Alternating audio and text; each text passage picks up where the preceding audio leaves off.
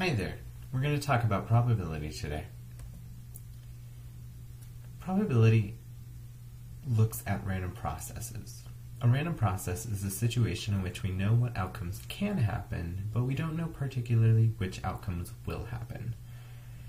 You've probably experienced this with coin tosses, die rolls, your iTunes Shuffle account, and looking at whether the stock market goes up or down tomorrow, along with many others. It can be helpful to model a process as random, even if it's not truly random.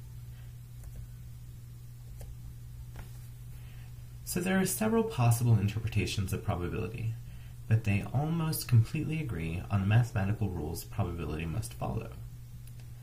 The first, we denote probability of event A as P of A. And P of A, or the probability of event A, must be between 0 and 1 inclusive. That means probabilities can be 0, any number between 0 and 1, all the way up to 1, but nothing more.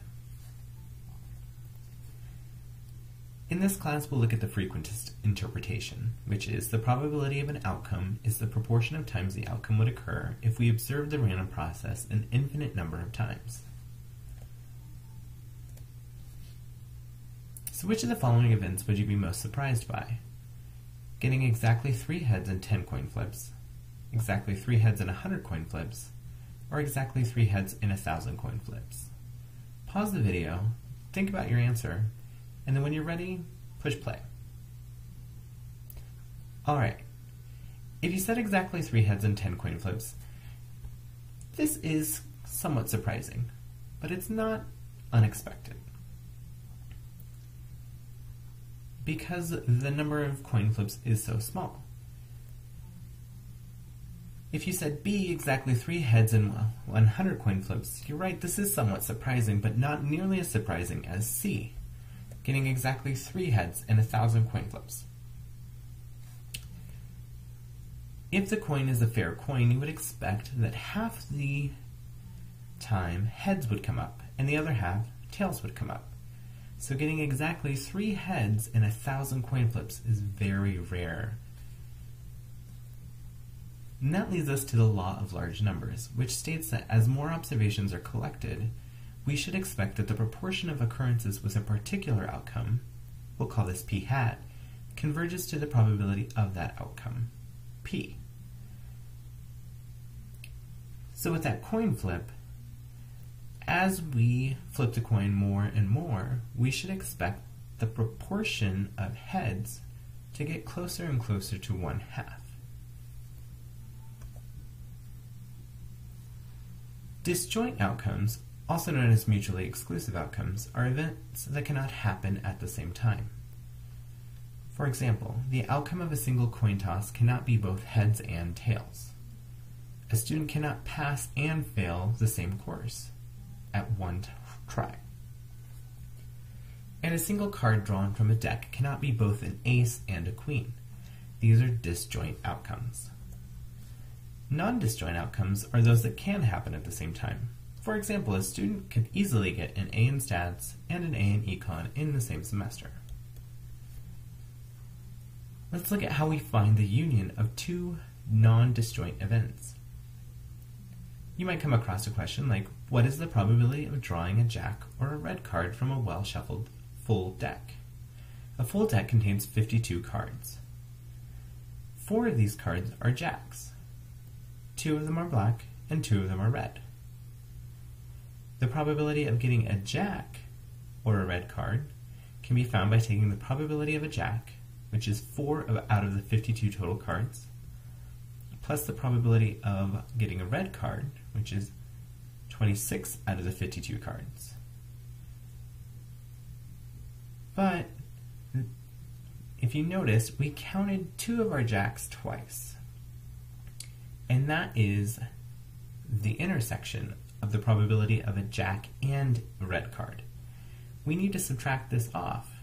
So we subtract 2 out of 52 to come up with our final probability of 28 out of 52.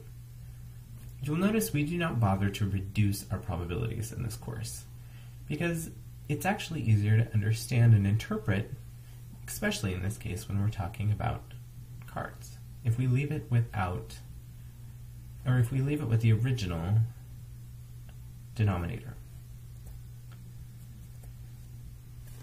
Here's a question for you to try. What is the probability that a randomly sampled student thinks marijuana should be legalized, or they agree with their parents' political views? Take a look at this and give it a try. Pause your video, and when you're ready, push play. Alright, if we look at this, we see that the probability that a student thinks marijuana should be legalized is 114 out of 165. And the probability that they share their parents' political views is 118 out of 165. If we add those two together, you'll notice that we count one group twice, and that's the group that thinks marijuana should be legalized and shares their parents' political views. So we need to subtract that group, which is 78 out of 165. So our final answer should be B.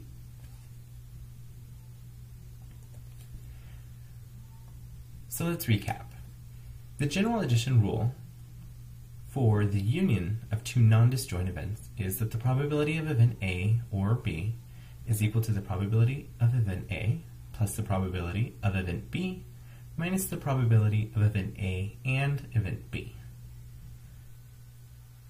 You should note that for disjoint events, the probability of event A and B is equal to 0. So the above formula simplifies to probability of A or B just being probability of event A or the probability of event B. Let's talk about probability distributions. A probability distribution lists all the possible events and the probabilities with which they occur. If we take, for example, the gender assigned to a child at birth, the probability distribution for this one child can have one of two outcomes. The event could be male or the event female. And the probability of a child being born male or female is equal, in this case, at 0.5. Some rules for our probability distributions. The events listed must be disjoint. Each probability must be between 0 and 1, and the probabilities must total to 1. Here's another example. The probability distribution for the genders of two children at birth. We have 4 different events.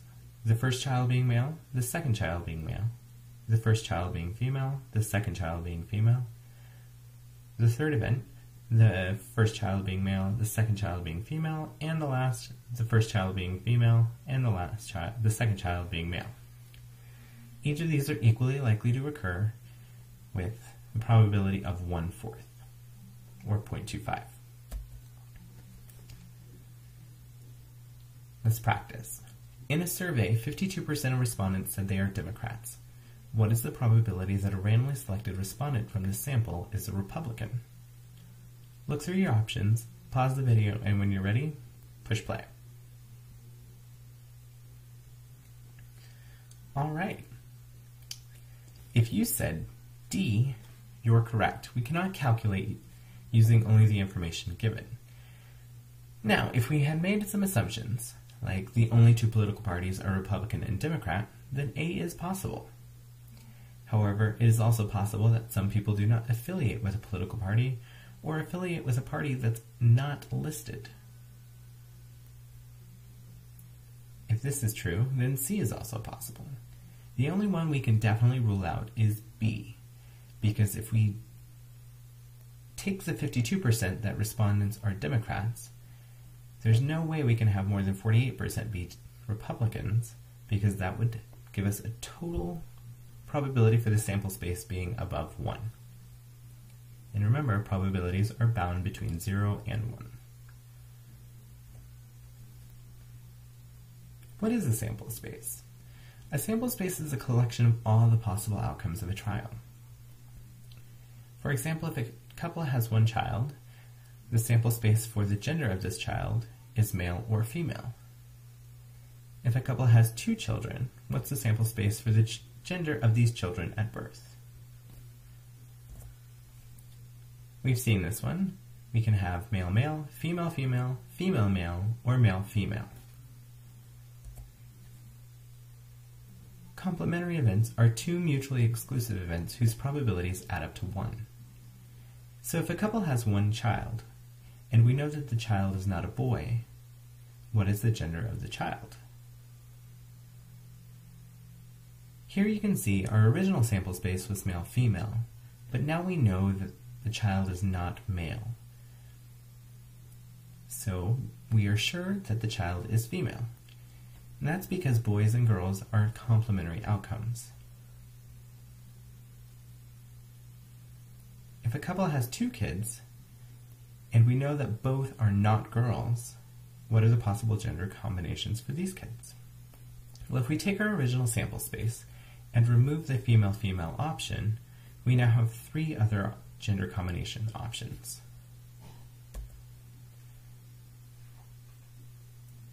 Two processes are considered to be independent if knowing the outcome of one provides no information that's useful about the outcome of another event. For example, in our coin toss, knowing that the first coin is a heads provides no information on what's going to happen in the second coin toss. These outcomes are considered to be independent. If we were to pull 2 cards from a deck, however, knowing the first card is an ace does provide useful information for determining the probability of drawing an ace in the second card. Outcomes of 2 draws from a deck of cards without replacement would be considered dependent. Let's look at another example. Between January 9th and 12th in 2013, Survey USA interviewed a random sample of 500 North Carolina residents, asking them whether they thought widespread gun ownership protects law-abiding citizens from crime, or making society more dangerous. 58% of all respondents said it protects citizens, 67% of white respondents, 28% of black respondents, and 64% of Hispanic respondents shared this view. Which of the below is true? Opinion on gun ownership and race or ethnicity are most likely which of the following? Pause your video, check through your options, and when you're ready, push play. Alright, if you said dependent, you are correct. Let's look at why. Well, if the probability of one event occurs, knowing that another is true, is equal to the probability of the first event occurring, then we say that A and B are independent. So we can use that to check if our previous example is dependent. We know that the probability that a randomly selected North Carolina resident being chosen thinks that widespread gun ownership protects citizens is 0.58. If we consider race, we know that the probability that a randomly selected North Carolina resident saying gun ownership protects citizens, given that the resident is white, is 0.67. Given that the resident is black, is 0.28. And given that the resident is Hispanic, is 0.64. Neither of these 3 probabilities are equal to the probability of a randomly selected North Carolina resident saying gun ownership protects citizens. It's because the probability that a randomly selected North Carolina resident saying gun ownership protects citizens varies by race or ethnicity. We can say that the opinion on gun ownership and race and ethnicity are most likely dependent. If conditional probabilities calculated based on sample data suggest dependence between 2 variables, the next step is to conduct a hypothesis test to determine if the observed difference between the probabilities is likely or unlikely to have happened by chance. If the observed difference between the conditional probabilities is large, then there is stronger evidence that the difference is real. If a sample is very large, then even a small difference can provide strong evidence of a real difference. In our previous example, we saw that the probability that a resident thinks gun ownership protects citizens, given that the resident is white, is 0.67. And the probability that the resident thinks gun ownership protects citizens, given they are Hispanic, is 0.64. Under which of these conditions would you be more convinced of a real difference between the proportions of whites and Hispanics who think widespread gun ownership protects citizens? A sample size of 500 or a sample size of 50,000? Based on what we saw above, the answer would be 50,000. The larger our sample size, the more obvious differences will be, even if the difference is small, like 0.67 and 0.64. The product rule for independent events is that the probability of event A and the probability of event B is equal to the probability of A times the probability of B. You toss a coin twice. What's the probability of getting 2 tails in a row? Well, because these are independent events, it's the probability of getting a tail on the first toss and the probability of a tail on the second toss. That's 1/2 times 1/2, which is 1/4. Let's practice another one. A recent Gallup poll suggests that 25.5% of Texans do not have health insurance as of June 2012.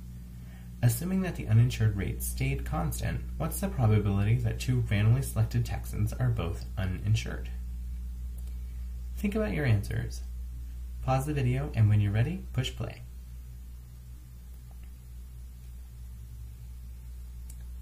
Alright, let's think about it. So the probability that the first randomly selected Texan is uninsured is 0.255. The probability that the second randomly selected Texan is uninsured is independent of that first one, so it's also 0.255. So what we have here is 0.255 times 0.255, which is B, 0.255 squared. So let's look at the difference between disjoint and complementary events. Do the sum of probabilities of 2 disjoint events always add up to 1? And the answer is not necessarily.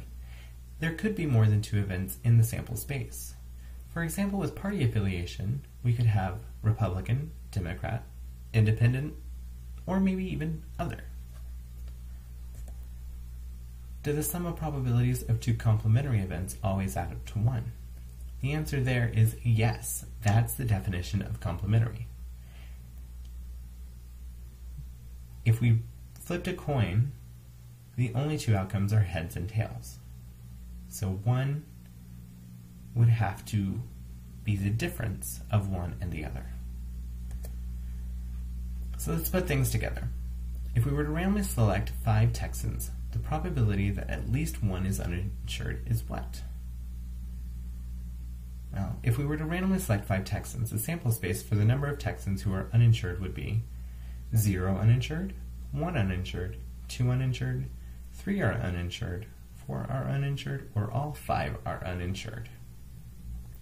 We are interested in instances where at least one person is uninsured. You can see that highlighted in blue here.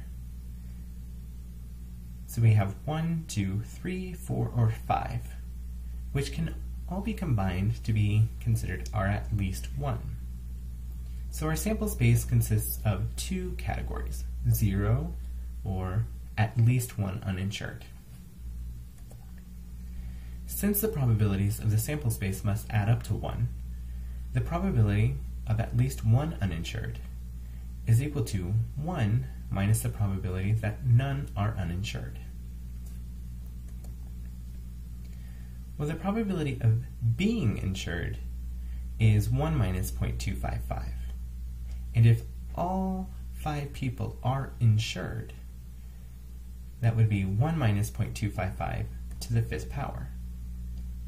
So the probability of at least 1 uninsured would be 1 minus this, or 1 minus 0.745 to the 5th power, which is 1 minus 0.23, which is 0.77.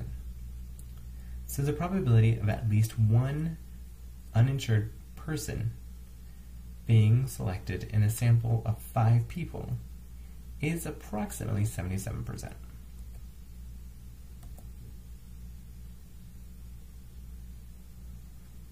So when we say at least one, we mean the one minus the probability of none. So try this one. Roughly 20% of undergraduates at a university are vegetarian or vegan. What is the probability that among a random sample of 3 undergraduates, at least one is vegetarian or vegan? Pause the video, look through your options, and when you're ready, push play.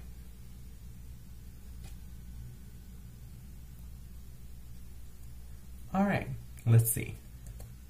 If you chose E, you are correct. The probability of at least one being from the vegetarian or vegan group is equal to 1 minus the probability of getting none that are vegetarian or vegan. Well, the probability of a person not being vegetarian or vegan is 1 minus 0.2 or 0.8. And 0.8 cubed gives us 0.512 for the probability of selecting no vegetarians or vegans in a random sample of 3. So the probability of at least one being from the vegetarian or vegan group would be 1 minus this, or 0.488.